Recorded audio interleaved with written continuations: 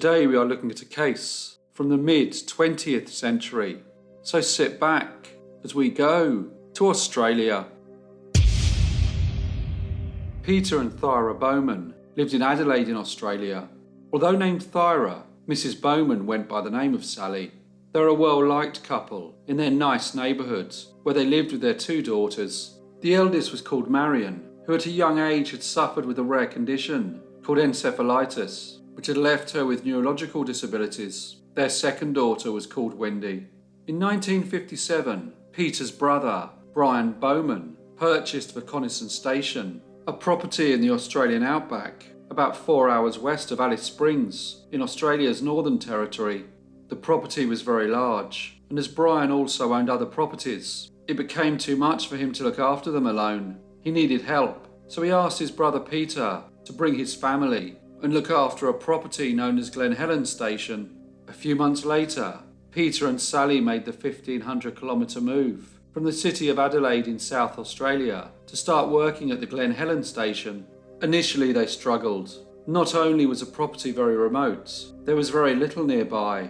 There had also been a drought, which had made the conditions even more difficult. Peter had previously worked in Adelaide with a young man named Thomas Whelan. Thomas was 22 years old, so much younger than Peter, but the two had become good friends, and Peter knew that Thomas was a good worker. Thomas agreed to visit the Glen Helen Station. He said he would come for 3 weeks and stay with the family, and then return with them to Adelaide when they departed for the Christmas break. It was planned that they would all go back to Adelaide in early December, so on Wednesday the 4th, they began the long drive back. They were excited at the prospect of once again being able to go shopping in the city. They had found life in the outback particularly tough. When they arrived at Alice Springs, they split up. Thomas, Sally and Wendy were to drive the family's Vanguard sedan to Adelaide, along with their two dogs. Meanwhile, Peter and Marion were going to fly, in order to save Marion from the long car journey. The family stayed in a motel in Alice Springs, and the next day, Sally, Thomas and Wendy started the long drive towards Adelaide. Meanwhile, Peter and Marion stayed in Alice Springs for one more night, before flying home the following day. On the 5th of December, Sally, Thomas and Wendy made good progress. They drove all day, before deciding to pull over and set up camp for the night. The area they chose had little coverage, but they were able to see the road. They made a campfire and brewed some tea, and then tried to get some sleep. Peter arrived at their house in Adelaide with Marion. He was expecting the rest of the family home a couple of days later. On Saturday the 7th of December, he cooked a big meal, thinking his wife and daughter would be home sometime that day. However, they did not arrive. Peter was not initially concerned by this, especially considering the number of miles they had to travel. But the following afternoon, after still no sign of his family, he contacted the police. The Royal Flying Doctor Service, a service in Australia that provides emergency and health care for people in remote regions, began looking for the family's vehicle from the air, but they were unable to find any sign of Sally Bowman, her daughter Wendy, and the family friend, Thomas Whelan. The police also looked on the ground and asked people travelling between Alice Springs and Port Augusta if they had seen a young lady, a young man, and a teenage girl travelling south in a Vanguard sedan. The last confirmed sighting of them was at Kilgara, near the South Australian border, where they had stopped to buy petrol. By now, Peter had become quite worried, and on the 10th of December, a local newspaper put the story of the missing trio on the front page. From that day, the disappearance was headline news across Australia. On the 13th of December, a pilot from the Royal Australian Air Force spotted a car partially hidden in the bush near the deserted Sundown Station in the northern part of South Australia. The pilot called the Alice Springs police. When police arrived, they found the car empty. However, there was a pool of blood in the back and blood smears on the inside door. They also noticed that an area around the driver's seat looked like it had been washed in a hurry. They wondered why anyone would bother to wash only a little bit of a car. Near the car were two sets of footprints. One set looked like it belonged to a woman, possibly an Australian size 4 shoe. The footprints led from the car to the main road. There were another set of footprints, made by a man's shoe, probably Australian size 7 or 8s, which started from the road, walking to the car, and then back to the road again. The same footprints also led from the front of the car to a scrub area. The officers followed the tracks into the bush. When they walked about 600 metres, they came across a mound next to a tree that was covered by a green tarpaulin. They carefully removed it and found 3 decomposing bodies. They were later identified to be the missing Sally Bowman, Wendy Bowman and Thomas Whelan. Also found under the tarpaulin were blankets that were covered in blood. There did not seem to be any items of value missing from the bodies of the deceased, and Mrs. Sally Bowman was still wearing her jewellery. Surrounding the campfire there were patches of blood and drag marks. The investigators followed the drag marks and came across an area where the ground had recently been disturbed. After a little more searching, they discovered the bodies of the Bowmans' 2 pet dogs. Both had been shot. There were also tracks from another vehicle that must have been towing a trailer. The tracks headed north in the direction of Alice Springs. South Australian police informed Peter Bowman of the brutal murder of his wife and youngest daughter, and it was Peter's brother, Brian Bowman, who was asked to formally identify them. Doctors and forensic experts examined the bodies. Young Thomas Whelan had been shot 3 times, and on each occasion from behind. He also had fracture wounds on his forehead and across the front of his face. The medical examiner believed that Thomas was hit in the head with the butt of the rifle, then hit again while he was on the ground, before being shot 3 times. Sally was shot once in the back of the neck. She also had several fractures to the right side of her head. It was thought that, like Thomas, these fractures were caused by the butt of the rifle. The medical examiner also discovered that Wendy had been hit twice on the left side of her head with the butt of the rifle. She had also been shot. From the autopsies, it was determined that all 3 victims had been alive when they were hit on the head with the butt of the rifle. There was blood from the fracture wounds on their heads, and it matched the pools of blood next to the campfire. It seemed that they'd all been hit first, and then shot. By the time the autopsies had been concluded, the news of the murders had been reported throughout Australia. There had been front-page news stories of every major newspaper, and it wasn't long before witnesses came forward with information. One witness claimed to have seen a black vehicle, possibly a Zephyr, in the area towing a camper trailer. However, despite the mass media interest and an investigation which was led by South Australia detectives, no arrests were made. On the 21st of January 1958, police in the town of Mount Isa, in the state of Queensland, stopped a man who was driving a black DeSoto vehicle. The vehicle had South Australian licence plates, and they discovered that on his possession, the man had an unlicensed firearm. He was taken to the police station. The man arrested was named Raymond John Bailey. Raymond John Bailey was born on the 3rd of December 1932 in the town of Gilgandra in the Australian state of New South Wales. He had 4 brothers and 1 sister, and at the age of 14 he had left school and began working as a carpenter. He married when he was still quite young, but never settled in one job for very long, and instead moved around a lot. In September 1957, he had acquired a black DeSoto car without actually paying for it, and soon after decided to travel north with his wife and young son to look for work. He already had a trailer, so he was prepared for the journey. The road north towards Alice Springs was often a lonely place, and Raymond was aware that while travelling, people did often not see another vehicle for hours at a time. After he was arrested in Mount Isa, he was questioned at length by a young detective named Glenn Hallahan. However, rather than just questioning him on the things relating to his arrest, Detective Hallahan wanted to know Mr. Bailey's whereabouts during the time of the 5th of December 1957, the date of the Sundown Murders.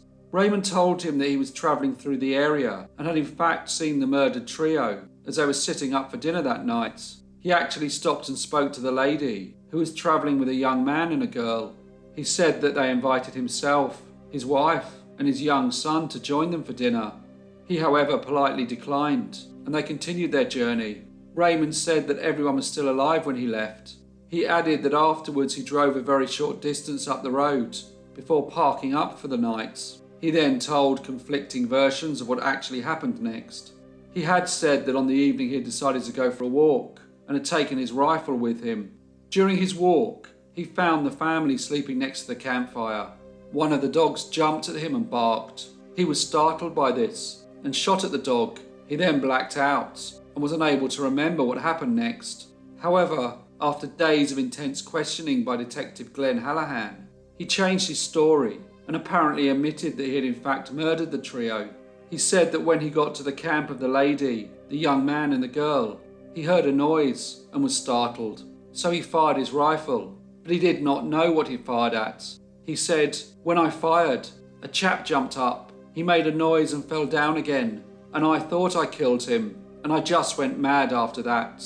When I did this, I thought I would have to kill the lad to cover up what I had done. Then the young girl and woman rushed towards me, and that was when I went over to see if the chap was dead. I loaded my rifle again and aimed at the older woman who was rushing towards me, and I fired. She fell down straight away. The young girl rushed at me too, so I loaded again, aimed, and shot her. She then fell down. Before I shot them again, I used the butt of my rifle and hit them on the head. After I shot the older woman, the younger one was getting up off the ground, so I shot her. When I shot these women, I was only 3 yards from them. When I shot the chap, that was an accident. I didn't mean to kill him, but when I shot the 2 women, I meant to kill them, to get them out of the way, because if they lived, they would report me to the police. I do not know how many times I shot them. I just went mad. I put the bodies in the Vanguard car. Then I drove it into the scrub on the other side of the road and emptied the bodies and blankets. I then drove the car back and returned to my family. When my wife asked me where I had been, I told her that I was out being sick. I got up the next morning at 5 a.m. and went along the road to the campsite where I'd killed these people, and I saw 2 dogs tied up against the tree. I tried to let them go, but I couldn't get near them. One of the dogs bit me on the wrist, so I shot them. I dragged the dogs to a place behind the camp and left them. He said he had taken £25 from the young man, but he had later thrown the money away. Based on his alleged confession, Raymond John Bailey was charged with murder. After preliminary hearings, his trial began in Adelaide on the 13th of March 1958. A witness named David Isles told the court that he had first met the defendants when working around Rirula in South Australia in September 1957. He said that they went out shooting rabbits together. Mr. Isles went on to say that he had sold Mr. Bailey his Huntsman rifle, but Mr. Bailey had then left town without paying for it. Ballistic experts were able to say that it was a Huntsman rifle that had been used to murder the 3 victims on the 5th of December. However, no fingerprints were found. There were some discrepancies in the prosecution case. The car that had been seen near the crime was described as a grey Ford Zephyr, but Mr. Bailey drove a black DeSoto. Investigators had also believed that a female had driven the car away from the scene, as there are only female footprints leading to the vehicle. Mr. Bailey's wife, however, was unable to drive. Mr. Bailey had also said that he had only signed the confession statement after being interviewed at length by detectives in the town of Mount Isa, as he heard his wife crying in an adjacent interview room, while she too was being questioned, and he realised that she was distressed. Detectives then told him that if he signed a confession, they would stop questioning her. His defence told the court that any evidence against Raymond Bailey was circumstantial. The murder weapon had not been located, and Mr. Bailey had claimed that he had previously sold the Huntsman rifle. He had also said that he had stopped and spoken to the victims on the day they were killed, so any car tracks found, which may have matched his vehicle, would have been found at the scene. The defence attorney informed the court that circumstantial evidence was like a circle. Whenever a circle was not closed, the accused was entitled to the benefit of the doubt. When the trial ended, the jury took just 96 minutes to find Mr. Raymond John Bailey guilty of triple murder. He was then sentenced to death. The verdict was appealed, but without success. However, he did manage to get a stay of execution after he had claimed that he was not responsible for the murders, but instead had seen a man removing Mrs. Bowman's shoes, so confronted him, and after a fight, he had stabbed the man to death. He then buried the body about 4 miles north from where the victims' bodies had been found. Police and police trackers were sent to the Sundown station to try and locate the body of this apparent murderer. but the extensive search was unable to find any evidence that Mr. Bailey's new version of what had happened that night was true. On the 24th of June 1958, Raymond John Bailey was hanged. However, the story does not end there, as over 50 years later, questions were raised as to his actual guilt. In a 2012 book written by Stephen Bishop called The Most Dangerous Detective, the author suggests that Detective Hallahan may have made up some of the evidence against Raymond Bailey. During an inquiry in 1989, Detective Hallahan was found to have given fraudulent evidence in order to gain a conviction in a case in 1963. Stephen Bishop believes that Detective Hallahan may have done the same thing in 1958 and that he actually made up a false confession that was then attributed to Raymond Bailey. In February 2022, a petition was filed giving 20 reasons why Raymond Bailey should be pardoned. A lot of people supported the petition. The confession stated that Raymond shot Sally as he rushed towards him. However, the autopsy had shown that she had been shot in the back of the neck at close range as she lay face down on the ground. Raymond's confession also stated that all 3 victims were shot at the campsites. However, the autopsy said that they were all shot in the back where they were found. Another problem with the case is the murder weapon that was never found. Mr. Bailey had said that he had sold it to a man when in Cooper PD, just days before the murders. The only rifle recovered from the crime scene was a rifle that belonged to the Bowman family. The victims had been hit with their own rifle, but it was not the rifle that had been used to shoot them. Raymond's shoe size did also not match the footprints that were at the murder scene. During Stephen Bishop's investigation, he discovered that Detective Hallahan did not tell the truth on more than one occasion during his testimony. He said that when he had taken Raymond in for questioning, he didn't know anything about the Sundown Murders. However, the story had been headline news across the country, and police stations had been advised to keep a lookout for a grey Ford Zephyr, so he certainly would have been aware of the terrible event that took place in the northern part of South Australia on the 5th of December 1957. Detective Hallahan also told the trial that Raymond's wife was never questioned. However, Raymond made a statement where he said, "I was taken to the end room and my wife was taken to the next room. I could hear them questioning her." The prosecution claimed that this was a robbery gone wrong. However, nothing was ever taken from the bodies, and a substantial amount of money was recovered from the car. Why would someone do this? What exactly was the motive? There doesn't seem to be one. Detective Hallahan died in 2016. What actually happened that night is still talked about. All we know is that 3 people were murdered near the abandoned Sundown station, and that Raymond Bailey was tried, convicted, and hanged for the crime, but he may not have actually been responsible. Hello everyone, and thank you so much for listening. As usual, please leave any comments or feedback you may have, and I hope to see you all again in the next Brief Case